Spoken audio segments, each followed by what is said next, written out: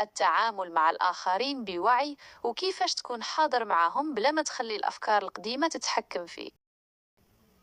كيفاش نكون أحسن صديق؟ القوة ديال الآن مع الناس. يا أصدقائي الشجعان، باش نكونوا أصدقاء مزيانين ونتعاملوا مزيان مع الناس خاصنا نتعلموا واحد السر مهم بزاف. ملي تكون كتهضر مع صاحبك خاصك تعطيه الطاقة الكاملة ديالك، يعني تكون مركز معاه دابا، ما تخليش عقلك يلهيك. إلا عقلك بقى خدام يفكر واش خاصني نقول هادي ولا واش هاد الشخص مزيان، انت كتكون مشغول بالماضي والمستقبل. التركيز هو أحسن هدية. ملي كتعطي انتباهك الكامل للشخص الآخر انت كتقدم ليه أحسن حاجة عندك، وهي أنك تكون معاه بصدق.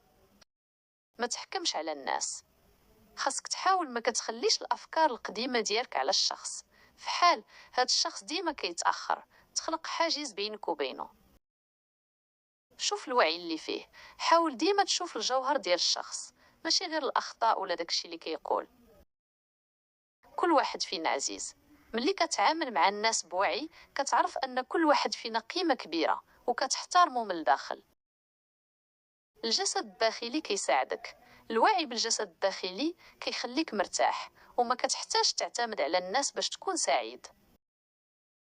العلاقات كتدوم بالوعي. العلاقات اللي كتبنى على الوعي والصدق كتكون أحسن وأقوى بزاف.